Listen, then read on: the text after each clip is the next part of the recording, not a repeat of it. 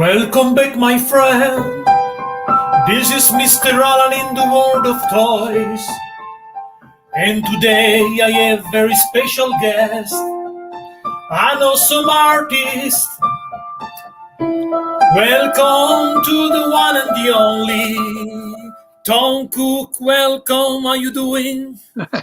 Hey, how you doing?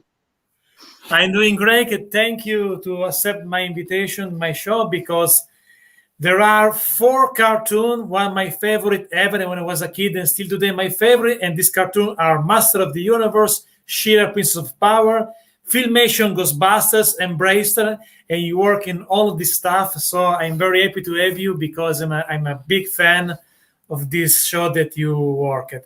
Well, thank you very much. I want to start with the beginning. How start your passion for animation? Well, I grew up back in the late 50s and early 60s when there weren't any Saturday morning cartoons yet.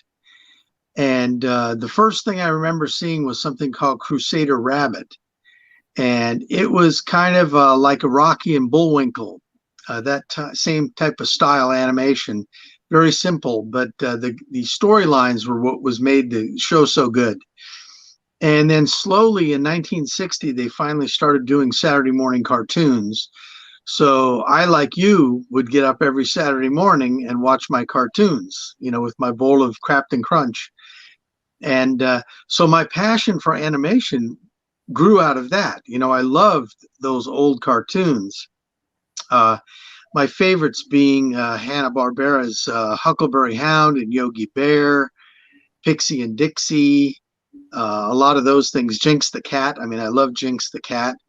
And then when I was about 9 years old, they came out with the Flintstones. And of course, that was the first half-hour long kind of a sitcom that was a cartoon, and loved that as well. So, and it was really kind of ironic because the first drawing I ever did at Hanna-Barbera was a Fred Flintstone.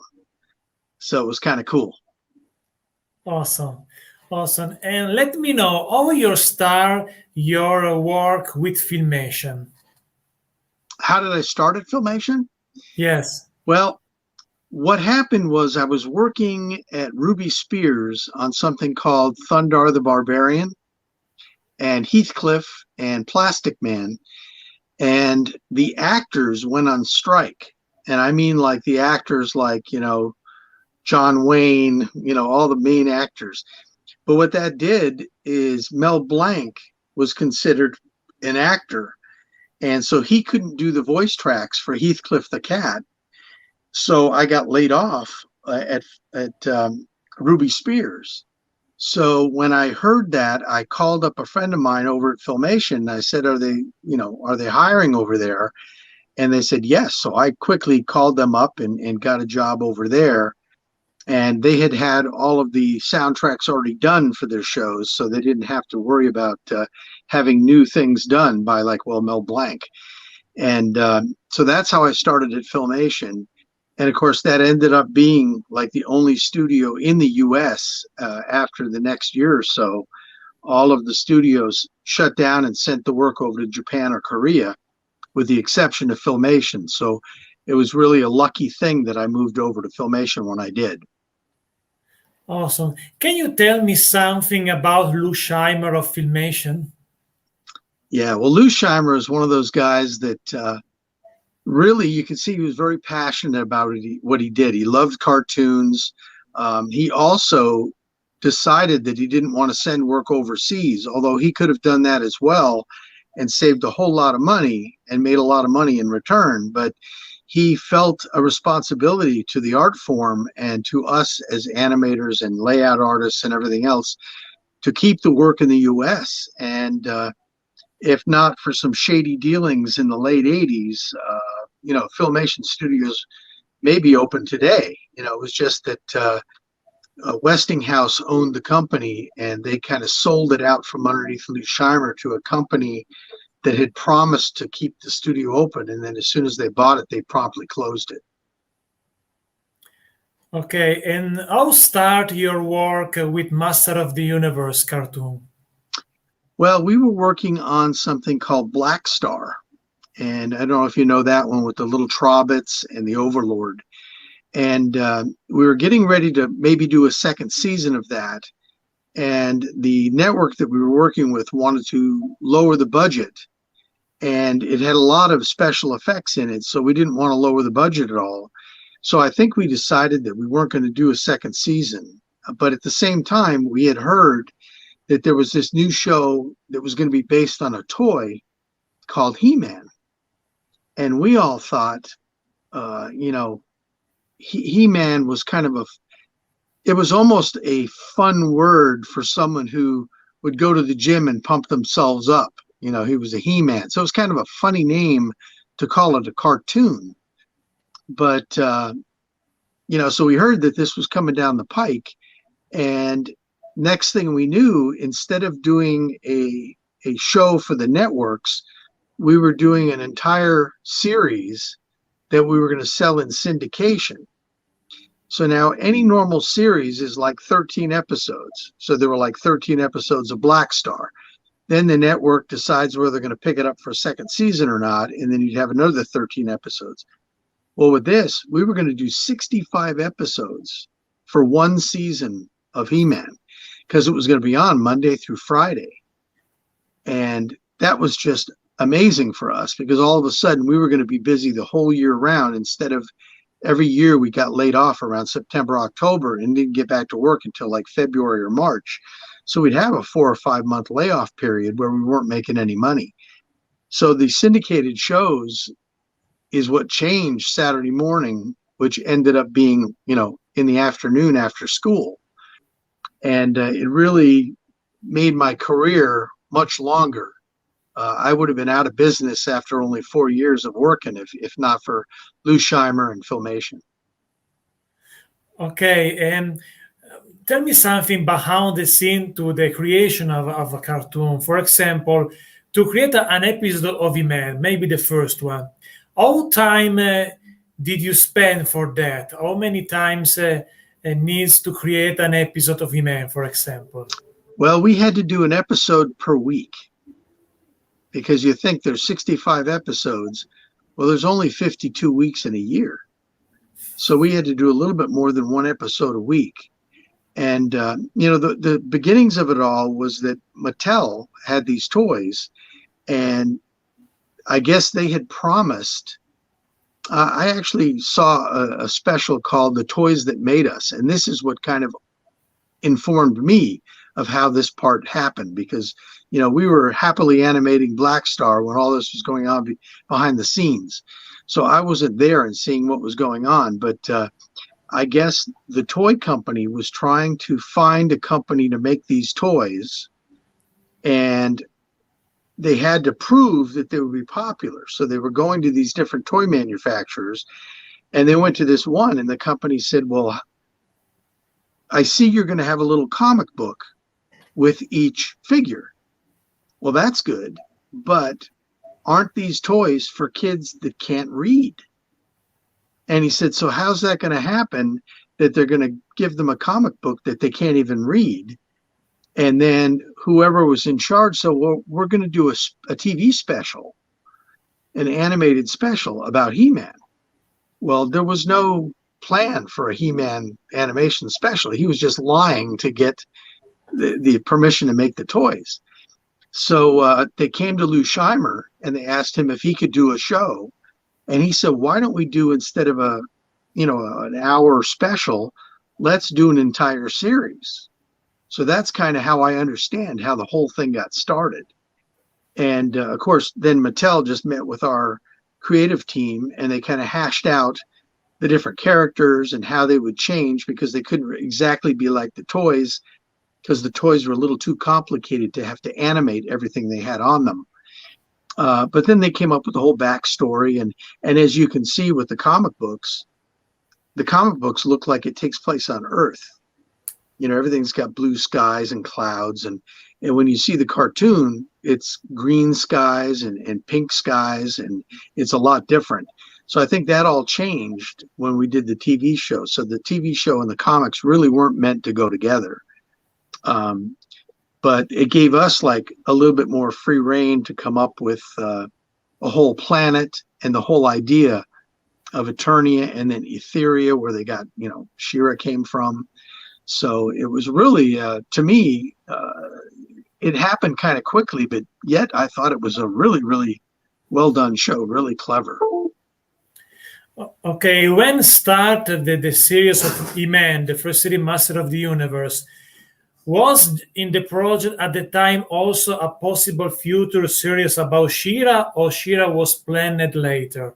Yeah, I think She-Ra was planned later on. I think they realized after doing 135 episodes of He-Man, or 130, I think it is, that they were just kind of running out of storylines. I mean, that's a lot. That's 10 years of a normal series of animation.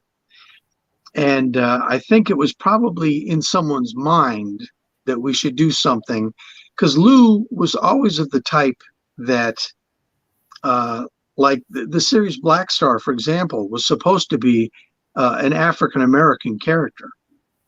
And they wouldn't allow us to do it. The networks didn't think it would be popular enough if it was only geared to African-American kids, which it wasn't going to be geared just to Africa. Everybody could watch it, But so they kind of put the kibosh on that, and we had to make him white, but we made him very, very tan. So we got away with making him kind of black.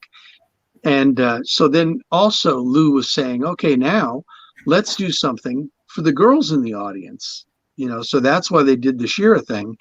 And all the Comic-Cons I do, it's amazing how much I get from the women that come up, just talking about how this changed their lives. This was the first cartoon was really geared specifically to the girls.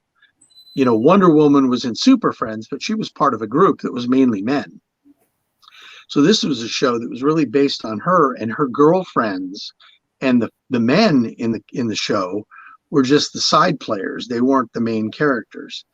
And again, it was so important to the girls at that time to have their own series that it was really groundbreaking. And it's really proven to be quite a winner with the animation crowd. Okay, speaking of the She-Ra series, The Princess of Power, in that series we have many characters that didn't appear in the toy. For example, the Shadow Weaver, Scorpia. Who had this idea to create some character that never happened in the toy version? Yeah, boy, I just don't know. The toy end of that, I had nothing to do with at all. So I really don't know how they came up with what characters they were going to do and what characters they wouldn't. And plus, they looked a little bit different than the He-Man toys, almost like it was a completely different line, instead of kind of having them meshed, and a little bit more. The He-Man characters looked a little bit more He-Man-ish, more muscly. But it still had so many good things like the Crystal Castle and Swift Wind, and some really good really things that young girls would really like. So it kind of geared it towards like a Barbie type situation, a little bit more that vein.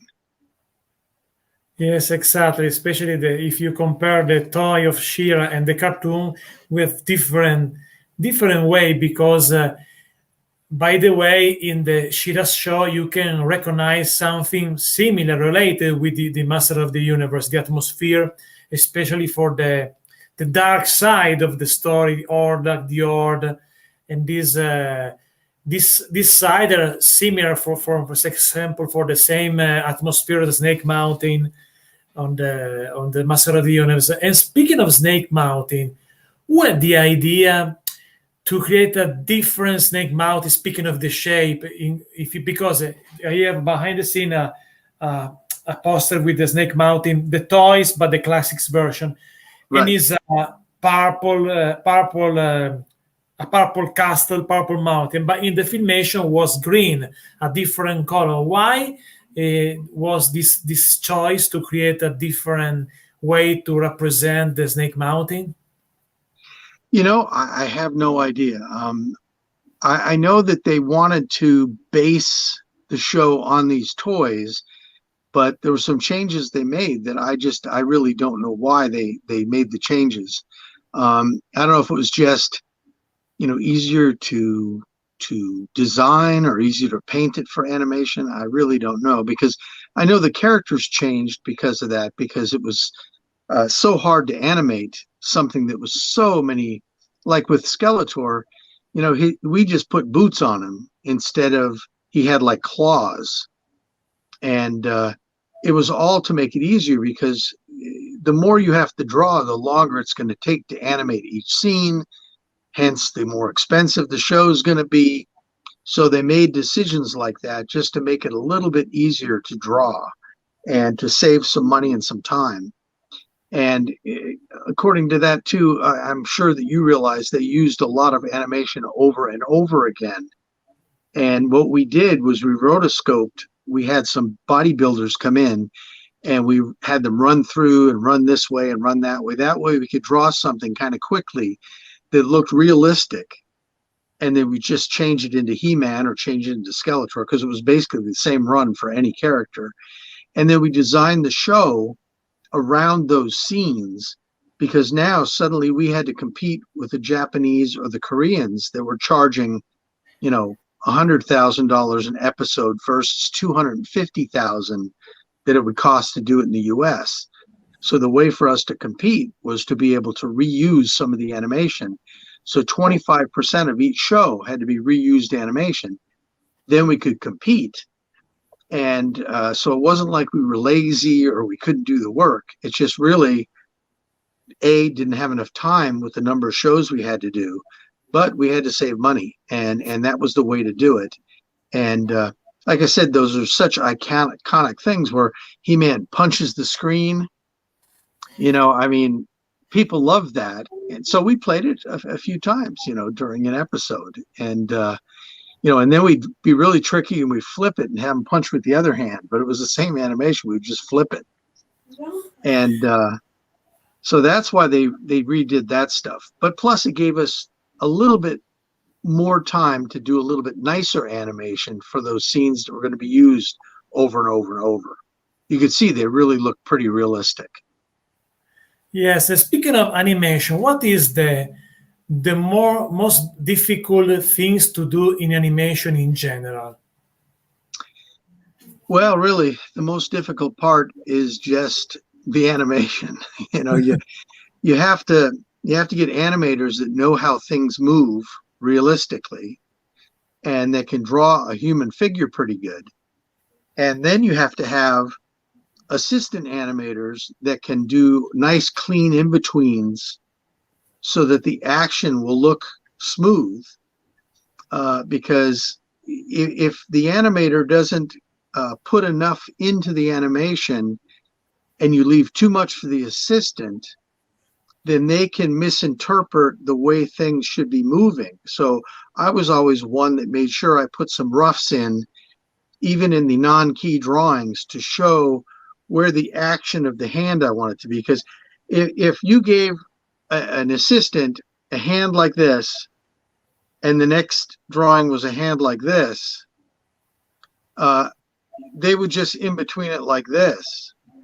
And I would maybe want it to go like this. It has to go back a little first and then forward. That's what makes animation look more realistic, is there's an anticipation for the movement. So if I was to go off screen here, if I was going to go off screen this way, I would go and then go off. So see, you'd move a little bit this way to like anticipate the action.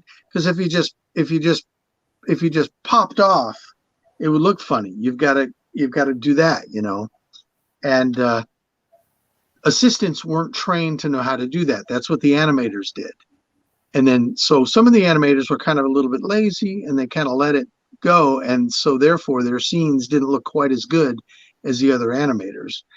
And that was really the difference between an assistant and an animator, is the assistant was following what we were giving them. So if we didn't give them enough, it made the scene difficult for them. Okay.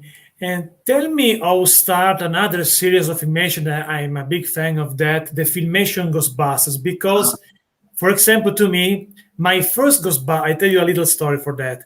When I was a kid, the first Ghostbuster show ever before to watch the movie, also the Ghostbuster movie, The Necroid, was Filmation Ghostbusters. So when I was a kid, my Ghostbuster were the Filmation Ghostbuster. And Right. later, because I remember on TV, I show every Saturday morning, I believe, I watched the Filmation Ghostbuster.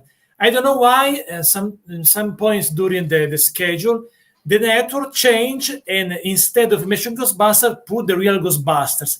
At that time, I was shocked because Mhm. they were in my Ghostbusters because my Ghostbusters in the beginning was my favorite character was Primeval, for example, no? Right. So I'm a big fan for that because, in my opinion, the Filmation Ghostbusters are more colorful, speaking of the character of the scene, than She-Ra or Master of the Universe. They are a little bit darker, speaking of atmosphere. The Right. Filmation Ghostbusters are more comedy, a little bit more goofy, and more Yes. colorful. Also, each character you can see. I remember Scary Steve, the skeleton that was Right. the robot skeleton. It was Yeah. a brilliant yellow, or other character with a brilliant color. Also Primeval red the cape that he had is Correct. so bright, vibrant color. Tell me something of Yeah. Star Finishing Ghostbusters. Yeah. Well, that's always been a bone of contention in the industry, is that people thought that we stole the name Ghostbusters from the movie. But as you pointed out, in the mid 70s, there was a Ghostbusters show that was live action. And it starred two of the guys that starred in an old TV show from the 60s called F Troop. And that was Forrest Tucker, and Corporal Agarn was Larry Storch. And so that was live action, and they had a guy in a gorilla suit, and that was Tracy. Then they did the movie, and they wanted to name it Ghostbusters, but they didn't have the right to the name. So they came to Filmation and asked if they could purchase the name to be able to use it for the movie. So we sold them the rights to use the name for their movie.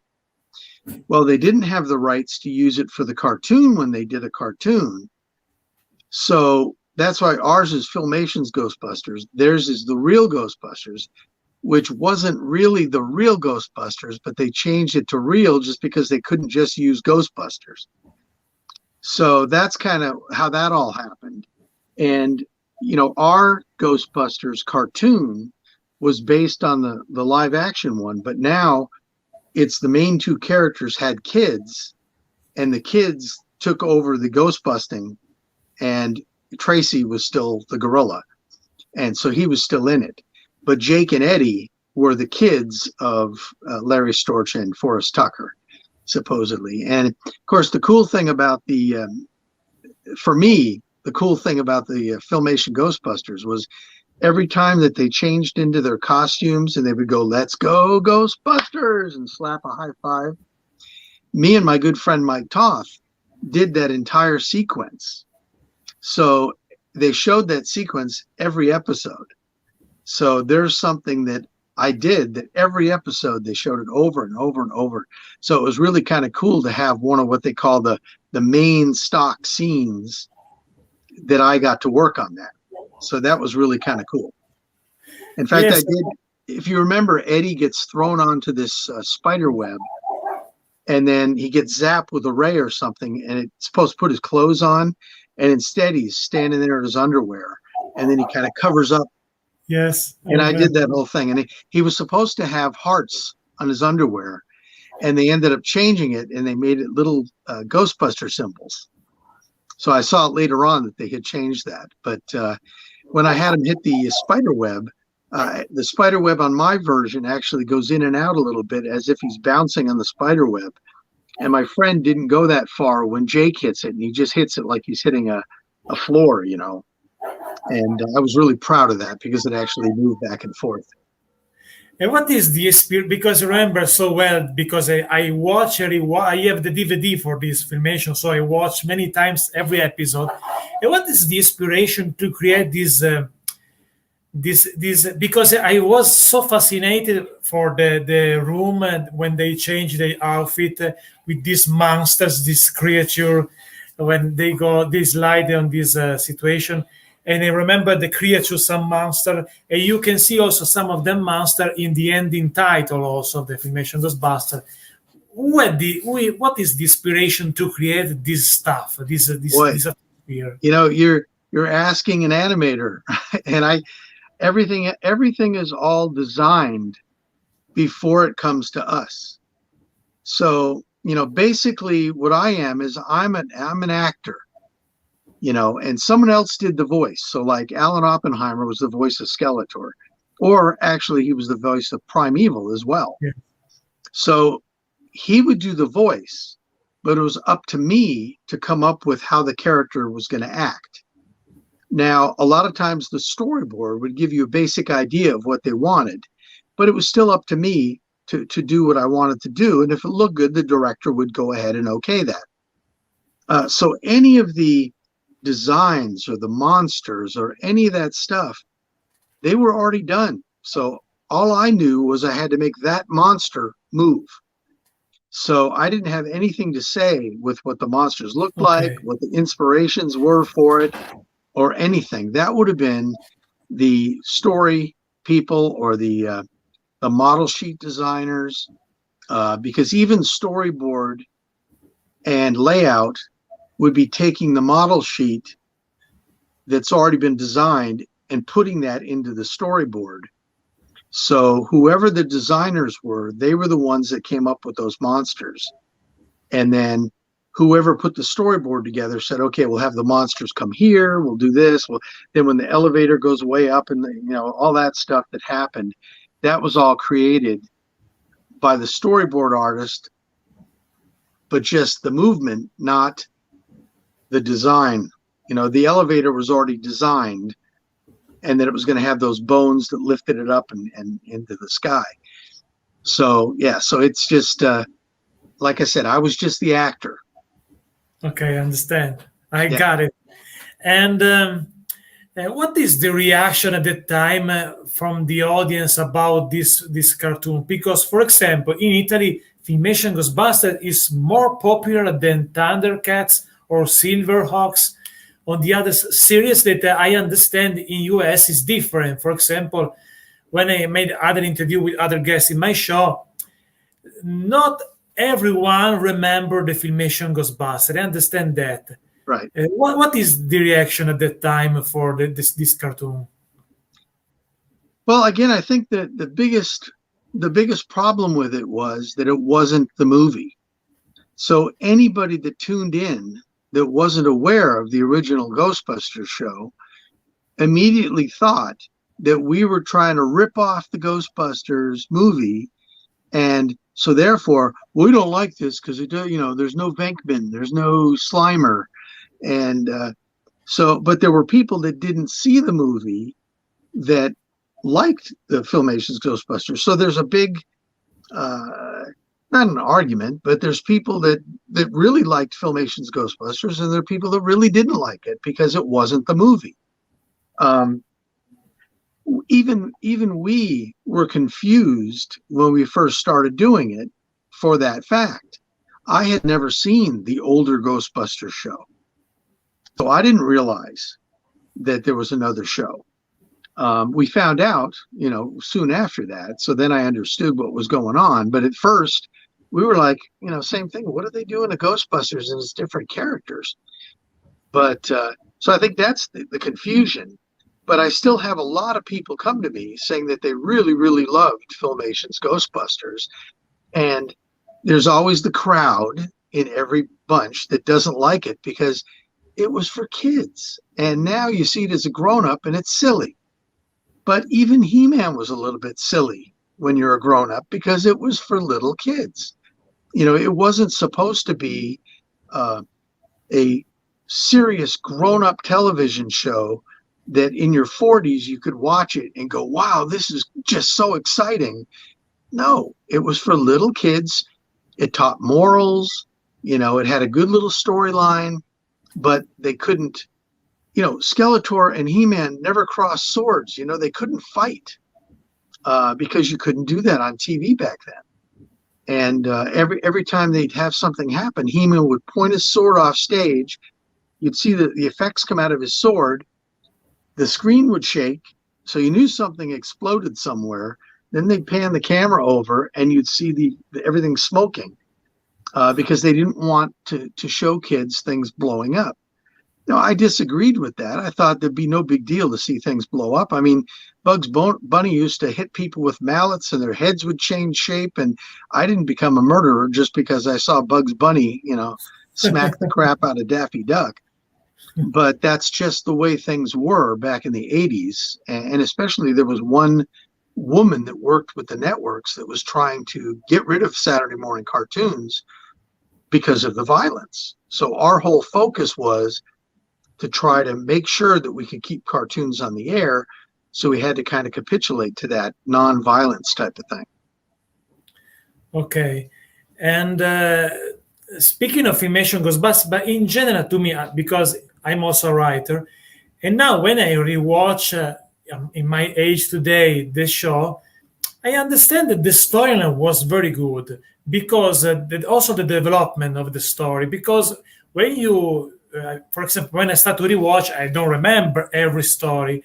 But when you are in the middle of one episode of each show, Masters, BraveStarr, or Filmation Ghostbusters, the solution of the problem with the characters are not I don't remember the English word for that, but I'm not easy to discover. Not the stereotypical ending. Exactly. This is the name, stereotypical. Exactly. Right. So are original, also the development of the story and the step to go from the beginning and the end were original for this story. So the script is very good, in my opinion, for the Filmation, because if you watch other cartoons, there are more stereotype stuff. But the Filmation are very good to display the problem for the good guys, and also to give to them the hope and the way to win the battle against the evil. And it was good this stuff to create the beginning and the step to create to go to the end. And I like that. I think it's not easy to find this type of storyline writers behind the scene, like for Filmation, my opinion. Right. What do you think about that? Well, I agree. I think that the Filmation writers were all very good. I mean, I think some of them actually wrote, for novels and stuff like that as well. So they weren't just TV writers. But you're right. I mean, that was the difference, is that and I hate to say this about Super Friends, because I mean, I love Super Friends. I love Superman, Batman. That was one of the first shows I ever worked on. But I was a huge comic book fan. So, I mean, I collected comics. I had every issue of Spider-Man, every issue of Batman. I had everything. And the Super Friends show didn't follow the comic books. So whoever the writers were really weren't comic book writers that understood the characters as I did as a fan of the comics. So the stories that were done in Super Friends didn't seem to fit with the characters that I grew up loving. And with us, since our characters were new, we didn't have that backstory, but I still think that the writers did a much better job of, like you said, not making it the typical ending that, you can watch a murder TV show and it's got the same sort of ending. You could almost figure out who did it just based on the fact that it's a formula, and that's probably the word you're looking for, is very formula. Exactly. and that's what they tried not to do at Filmation, was to really come up with unique ways to end an episode, or to have a unique story episode that really seems to be about something very inconsequential, but yet could be very important to a little kid that's being made fun of at school, say, or something like that.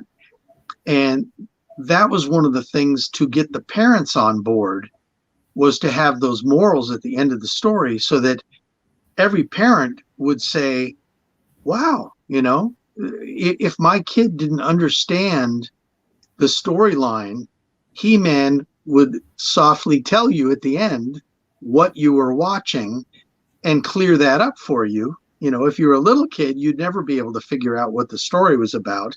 But He-Man would do that and gently show you, don't bully kids when you're in school, that sort of stuff. And so I think that's a really good observation by you to notice that. Yes, another things that I like so much of Filmation, all the show, also is the characterization of the characters.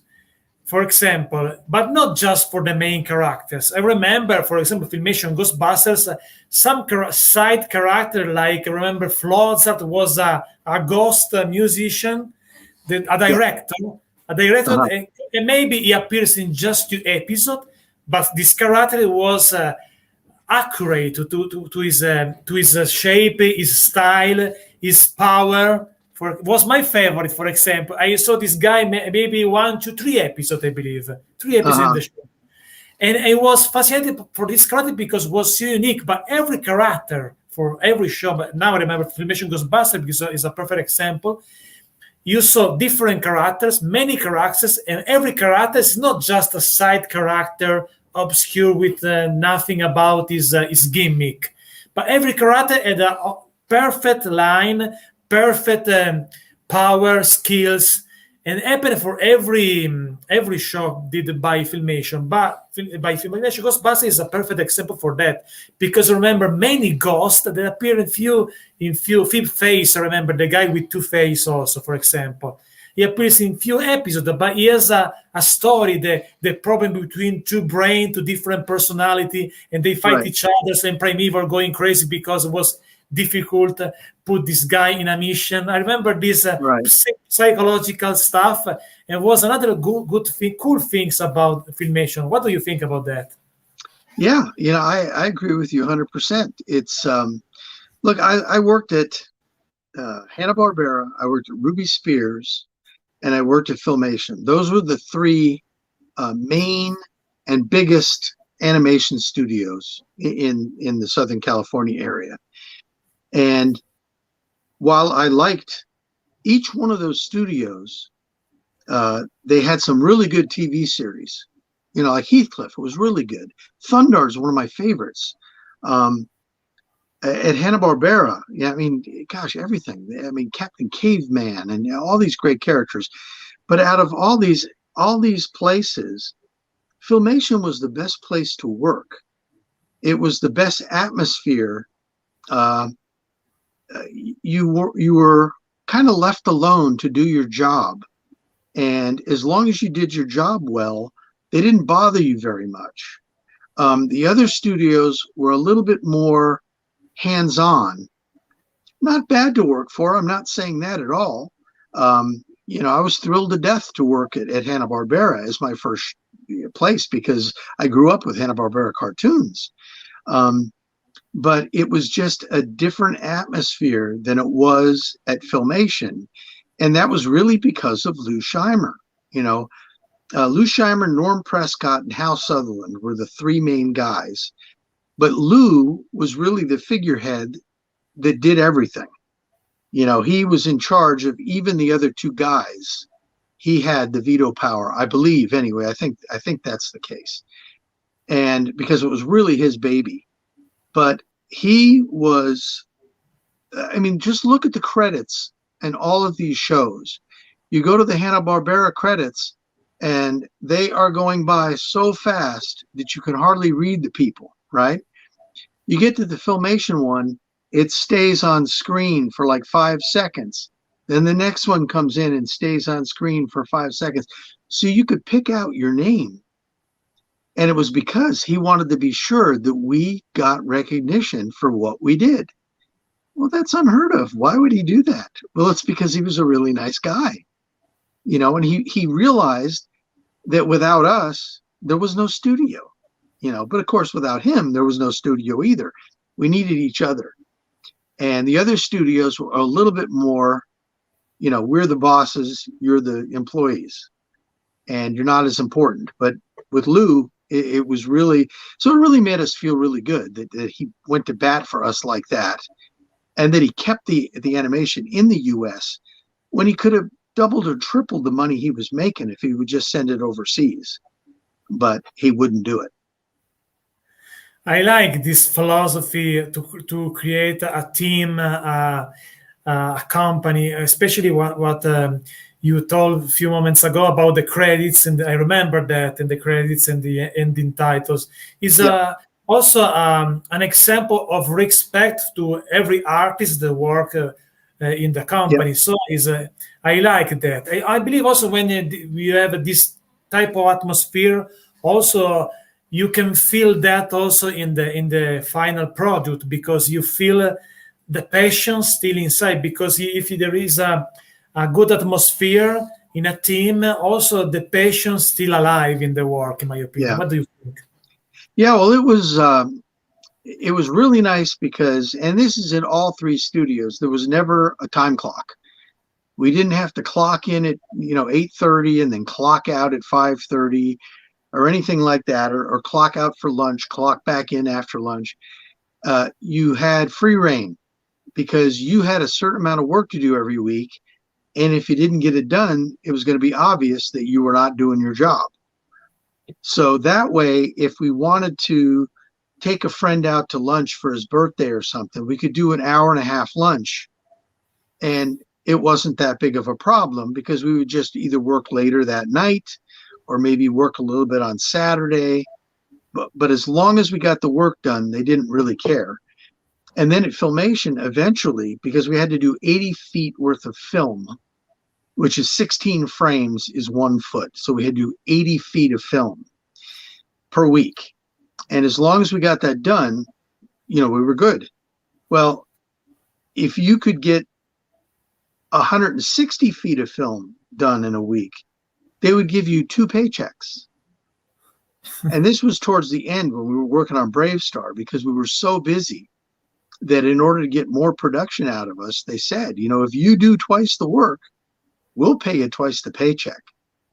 Boy, talk about that being amazing, because this is in the 1980s and we were making, I'm going to guess we were making about $18 an hour, which is really, really good money for the late 80s.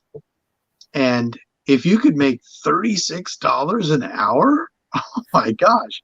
So you would get a certain batch of scenes and you'd realize that this is the week I could probably get 160 feet done. So you would just put your nose down and just work all weekend if you had to, because now you're going to get 2 paychecks, which is really, really financially great. Okay, you mentioned BraveStarr, another awesome series that I like so much. Tell me how started BraveStarr. Yeah, BraveStarr was another one of those that we didn't see it coming either. It was like She-Ra was kind of winding down. We got that done, and then Ghostbusters was kind of coming down the pike. And then we got done with Ghostbusters. I don't remember the exact.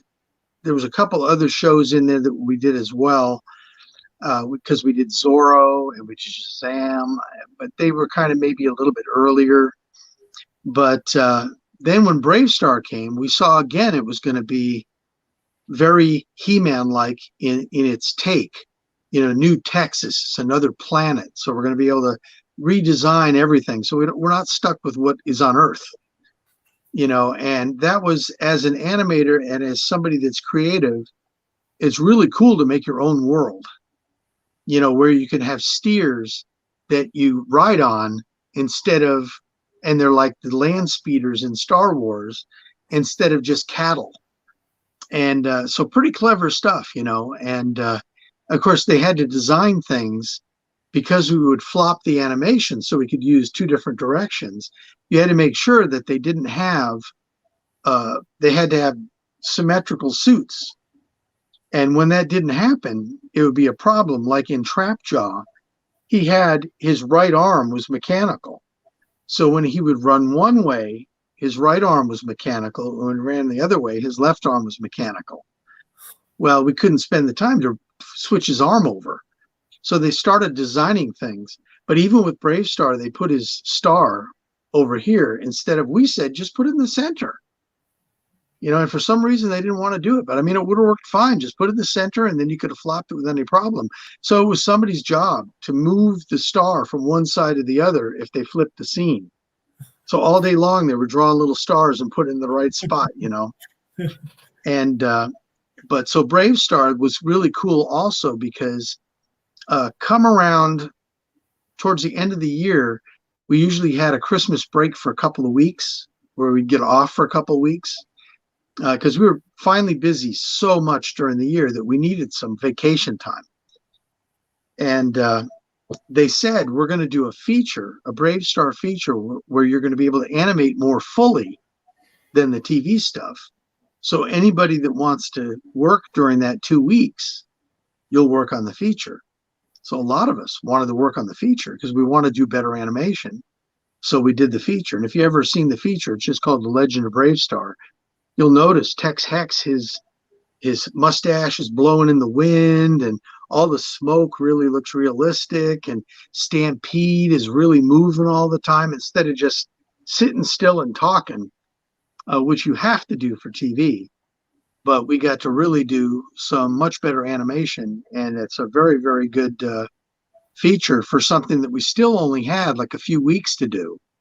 But you could see that if you gave us, say, a year, we could have done an incredibly good He-Man or She-Ra or BraveStarr feature. And because we had the talent there at the studio to be able to do something really, really good. But TV just limits you, is the problem. Okay. There is some question from the fan of the channel. Do you like to answer some question of them? Do I what now? There is some question on the live chat by Yeah. the audience of the. Do you like to answer some question of them? Oh, yeah, sure. There is this one by Damien Ristori. Tom Will, all of your favorite Mind by him, Whiplash, Multiple, Stampede, and Sandstorm. What are your favorite from all cartoon you worked on? Oh, my favorites. Well, I think my all-time favorite that I worked on was Thundar from Thundar the Barbarian. I really liked that series. It wasn't really for little kids like He-Man was. It was more for teenagers. So we got a little bit more action in it, a little bit more science fiction look. So I really, really liked Thundar and Ookla. But equally as well, I liked Skeletor. I thought he was a great character. Probably almost as popular, maybe even more popular than He-Man was. But that was really good. Some of the other characters I got to work on that I really loved. I guess I did a Garfield special, and it was really fun working on Garfield. Of course, Fred and Barney from the Flintstones. Since I was a little kid, I used to watch the show and draw them off the TV. Every time they turn a certain way, I draw as much as I could. And then to have Fred be the first thing I ever drew, was kind of cool. But those are probably my favorite of the favorites. And Roger Rabbit, of course. I love Roger and Jessica Rabbit. Yes, the show of Roger Rabbit was cool. I like the philosophy to put a human being in the movie along with the cartoon. So well done, too. Exactly. Also, as a kid, it was impressive because it looks like the cartoon more real because they can be in your life, in real life. Yeah. It was a genial idea, in my opinion. Yeah. Put this idea. And did you see in these days the trailer of the new Master of the Universe Revelation? I have not seen the new trailer yet. Okay. Because, for example, this is my personal opinion. I saw that. I'm a Filmation guy. I like the Filmation. To me, it's impossible, but maybe because I'm old school also, have a better Master of the Universe than Filmation because of the many things I told you before, the storyline, the characters. Right. And so it's impossible to me create something better. I watched the trailer. I saw good stuff, but to me is impossible. Is not on the same level because of the also because they did nothing new with this master revelation. It's just an update for for different audience, but it's not something new. New characters is because they work with something was before. No, it's not. Right. When you Filmation Ghostbusters created many new characters, create a different universe of Ghostbusters. I told you before. To me, was my Ghostbuster was that Filmation Ghostbusters, right? Because they watched the cartoon, the Filmation one before than the movie with Dan Aykroyd. Mm-hmm. So I believe that.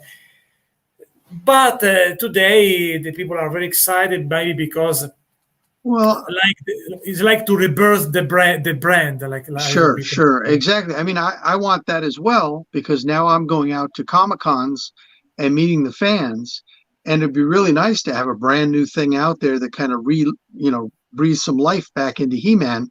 I know a lot of kids are they're getting the toys, the new ones that have come out. And now this one kid, he wants a birthday that's He-Man birthday. And, so all that sort of stuff is really fun to see that happening again. But like with the She-Ra, they just changed it too much and made it like anime style. And, they changed the characters too much. And when you've got 1 billion people that love your cartoon, why wouldn't you do it like the original cartoon and have immediately 1 billion people love it, instead of 1 billion people saying that's not my cartoon? Exactly. So, and I feel sorry because the show has to be done in the computer now. So it's going to look different. Even if it looks exactly the same, it can't possibly be animated like we did, because we did every single drawing was a movement. Now they kind of fake it by moving something and just bending it a little bit in the computer to make it look like it's moving, but it's not really. It's just shifting the shape a little bit. So that's kind of what I'm concerned about. But I'm going to go out and look at the trailer. I just found out that there was a trailer just the last show I was at, and I want to at least take a look and see. But somebody told me it's a little bit more about Teela, and it's a little bit woke, which I am really afraid of. I don't want it to be woke. I want it to be just what it should be, instead.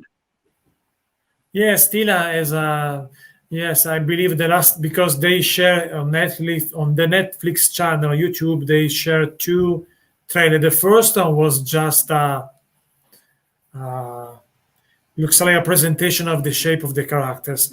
The second one, you can understand a little bit the story, because they try to create looks like a story that start with something happen after the old series of Filmation. Right. I understand that, but I don't know. So it's difficult if you, like you told before, if you like the Filmation, maybe it's cool that maybe new people like this universe. Okay, I understand that, but I still a Filmation guy, because I like that styles also for the styles for the design of the character. Right. Of skeletons. So I have also the action figure cartoon accurate of Filmation. Mm-hmm. And my dream as a collector is to have also in the future maybe a BraveStarr Filmation cartoon accurate figures, or Filmation Ghostbusters, because when I was a kid, I was frustrated because I was a big fan of Filmation. Like you told me about Flintstone, I did the same thing with Filmation Ghostbusters or Filmation cartoon. I draw in the character when during watching the TV, right. And why I did that? Because the figures are, I prefer the character in the cartoon than in the Toyland version. For example, I was frustrated because I never had, as a kid, a Shadow Weaver action figure, right. or my Montana was different than the Filmation one. So, in my opinion, the Filmation creates something better than the Toyland. Speaking of the shape of the character, because the Toyland basically are the same torso, the same body with repainting a different head, just right. like that. And the cartoon made this this awesome update. What do you think about this difference between the cartoon and the toy? Also for BraveStarr and Filmation Ghostbusters, because also the Mattel BraveStarr are different. I remember Tex-Ex is different because Yeah. in the cartoon, my opinion, was so cool. In the action figure, you find gray hair instead of the white hair. So tell me your opinion about that. Yeah, well, that's always the toy manufacturer. See, now with He-Man, it worked the opposite way, where there was a toy and we had to design the character based on the toy.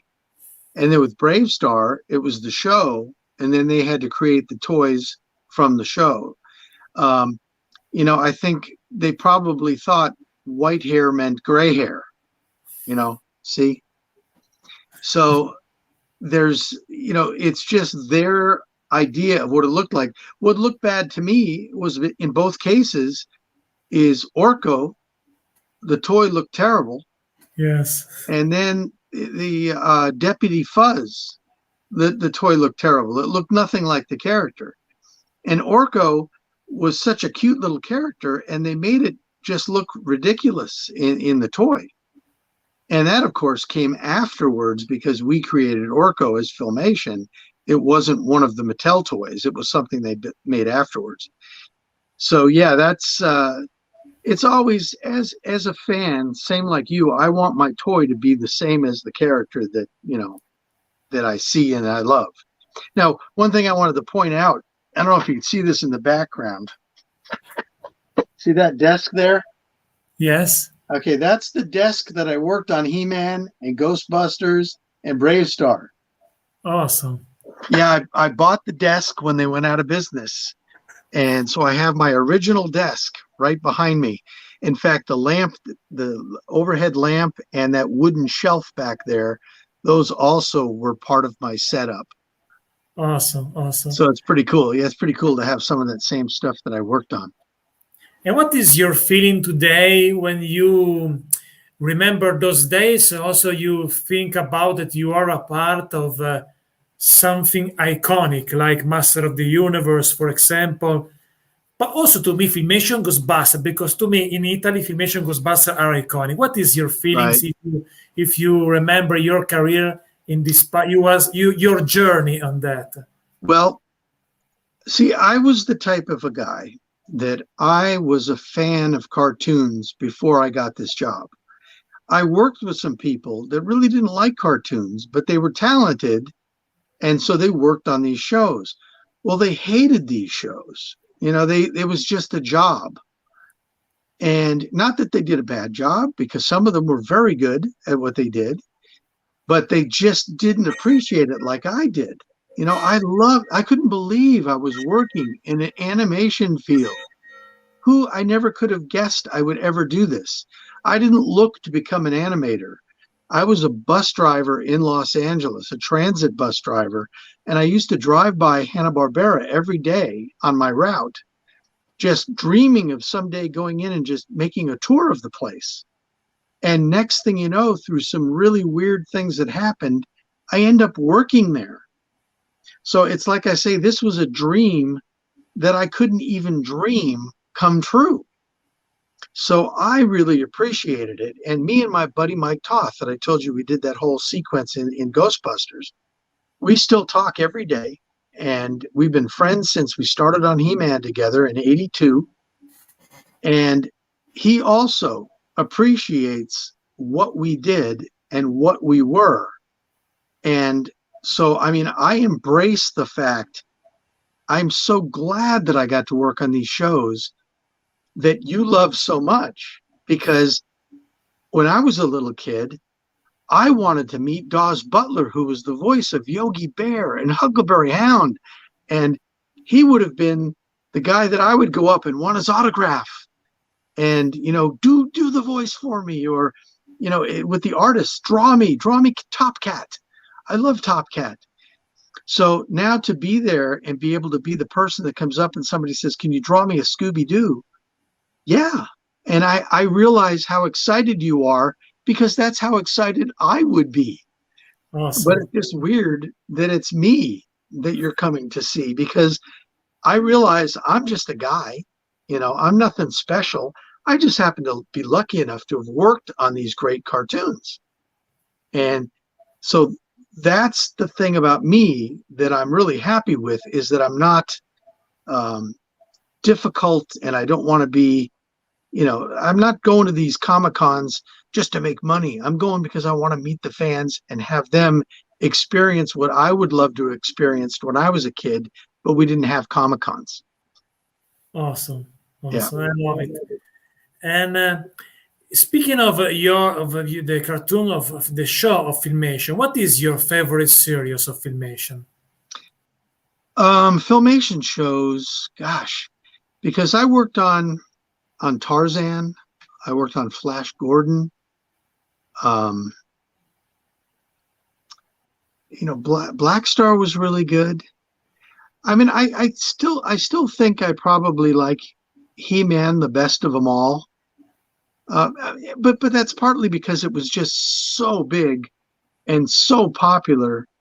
And as a kid, I think I would have really loved it because I like the action adventure type stories, with the villain and the good guy and the bad guy and all that. But I sure liked, the Flash Gordon was really nice looking series. Tarzan was very well done. Even working on Shazam, Captain Marvel, doing that because I liked comic books, and of course Shazam, this character looked like the comic book character. But it would still come down with Filmation. It would probably still be He-Man. But I mean, I loved Ghostbusters too, don't get me wrong. And BraveStarr. So I mean, really, it's hard to pick one out because I enjoyed each one for what they were. And I was always disappointed in BraveStarr because it just wasn't as popular as I thought it should be. And again, with the diversity, here is BraveStarr, who looks to be a Native American or an American Indian character. And so the people in South America really appreciate that because they felt like they had their first dark-skinned hero. So BraveStarr is much more popular in South America than it was up here in North America. And but yeah, believe me, my whole career, I got to work on so many very different things that you just love them all. It's like there's very few things that I hated that I worked on. I even did, I don't know if you remember the old 7-Up commercials with the little spots that had the sunglasses and the tennis shoes on. I did a bunch of commercials with those. I worked on Paula Abdul's video Opposite Attract when she dances with the MC Scat Cat. So I got to work on some things too that were just kind of quick sideline things, Jolly Green Giant commercials, things like that. And each one of those things was still iconic to me that I got to do a commercial. I mean, commercials show all the time. So you don't go just to the theater to see it. You get to watch it every day on TV until they stop running the commercial. So that was all really cool too. Awesome. And speaking of BraveStarr, for example, I was not popular like Filmation Ghostbusters in Italy, but I remember when I saw an episode, was maybe in a party with my little kid friends like me, I like immediately because I recognized the style of Filmation. If you watch a different show, you recognize immediately the style for the animation, for the design, for the story, for this type of the character that I mentioned before. This many character detailed, the design of the character, the atmosphere. They have something special. It may also in different show like Ghostbusters, BraveStarr, or She-Ra or He-Man, different show, but you if you watch a few minutes, immediately you recognize this is Filmation. Correct. If you love this type of style, you love immediately. Yeah.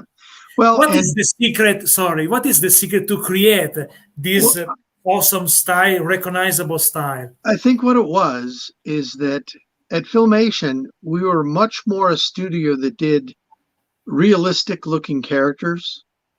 If you go over to Hanna-Barbera, like even Super Friends, they changed the muscles so that they weren't exactly what a human's muscles were. On He-Man, everything was anatomically correct. I mean, you had a six-pack, you had the pec muscles, it was much quicker on Hanna-Barbera stuff. Shaggy, Shaggy from Scooby-Doo, he had human-looking limbs, but they really were lanky and more cartoony. But with Jake and Eddie in Ghostbusters, they were more human.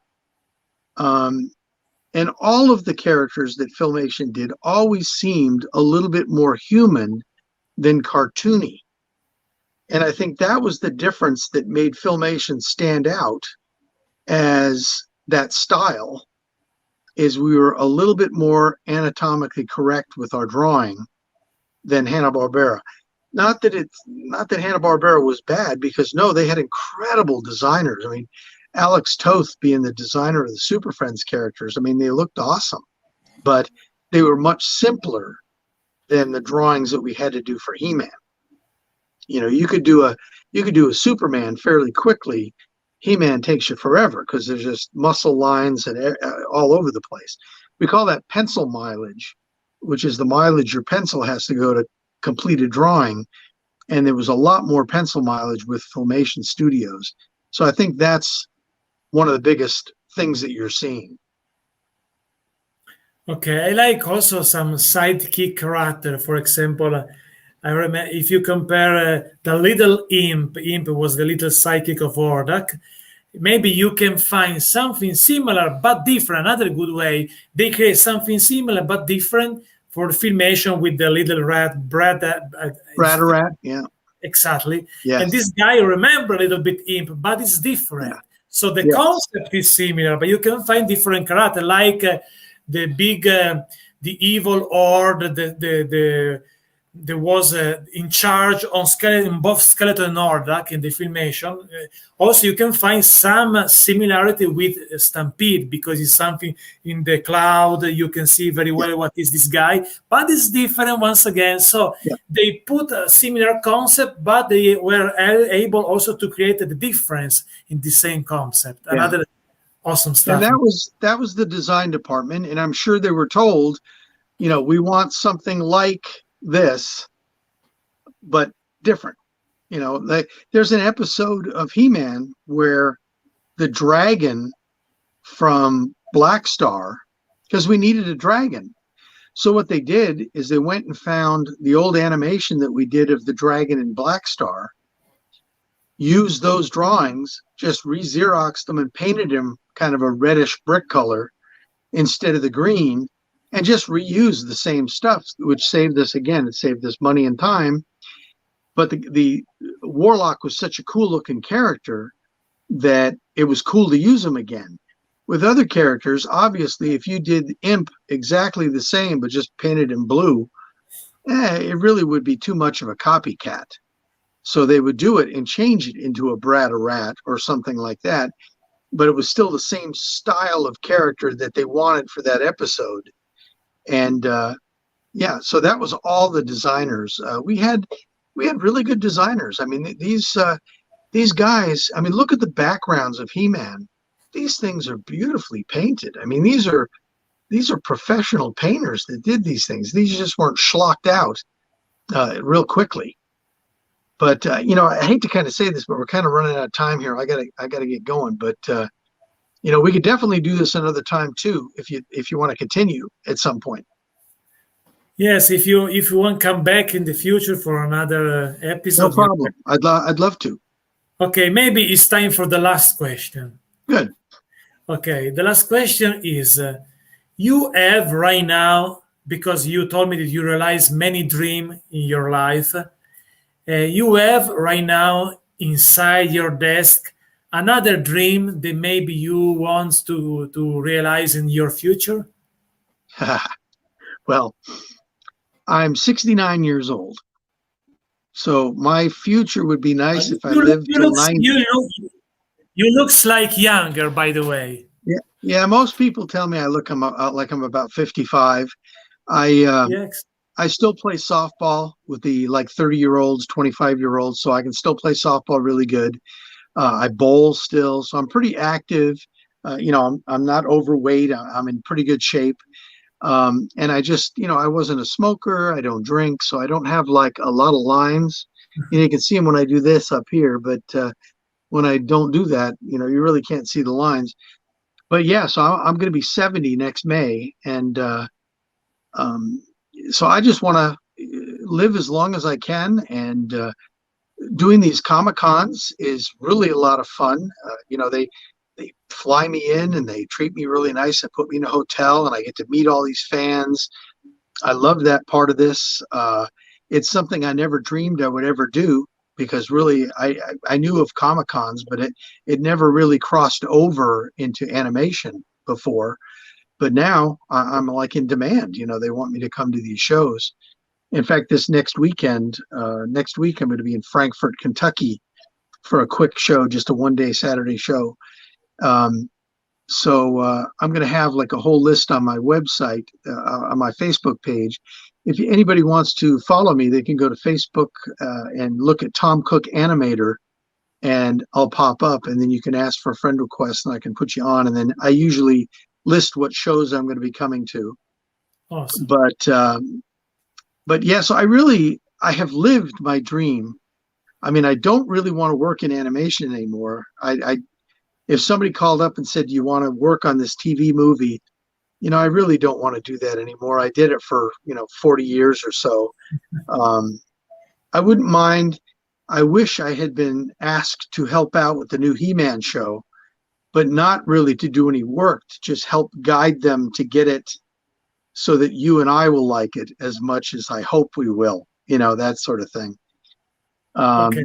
I tried, but I couldn't find a way to get a hold of Kevin Smith, just to at least put some input in, even if he just said, "Oh, shut up." I still would have liked to have done that. And otherwise, I'm pretty satisfied, being retired, and I do some drawing sometimes here at home. But even drawing, I'm a little tired of drawing. I've drawn so much my whole life. And but I sure enjoy coming meeting the fans.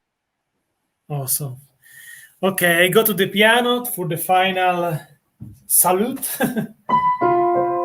Thanks for watching, my friends, and don't forget to subscribe and following the Tom Cook official page.